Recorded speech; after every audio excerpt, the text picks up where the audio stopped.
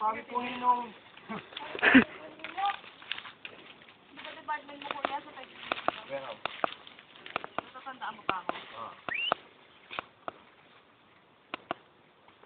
Di ba tumatawag si Mami Miss? Ah. Hindi pa. Ito, nangunguha pa rin ng kay Mito. Ay, nako. Hello, Pars. Gusto naman ang buhay, may asawa. Masaya ba? Sabi ko sa'yo, Iba. magkakagad mag-aasawa. At tayo marami na isa! Ay, butas nga para sa'yo. Ay, ano kukunin nyo kay Mito rin? Naglilihis yan. Aba, naglilihi na ba kagad? Tama yan. Hanggat maaga, paramihin ang lahi. Para parang tropa lang.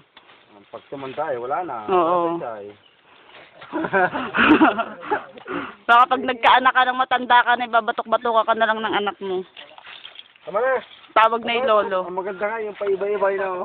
Ay, yun lang, puro panganay. Pagtanda mo eh, wala na. Gagawa agad ng gagawa na. Panganay. Ay, bundok, gubat. Sayang yung ano dahil. Bundok, tralalala. Dahil nga kami kaingin ni Pare Francis eh. Oo nga daw. Hindi na ba? Hindi namin na Tara, uulit tara, ulit tara, yung tabasan. Diyan mo. Ano yan? Hindi. Hindi naman sinain mo.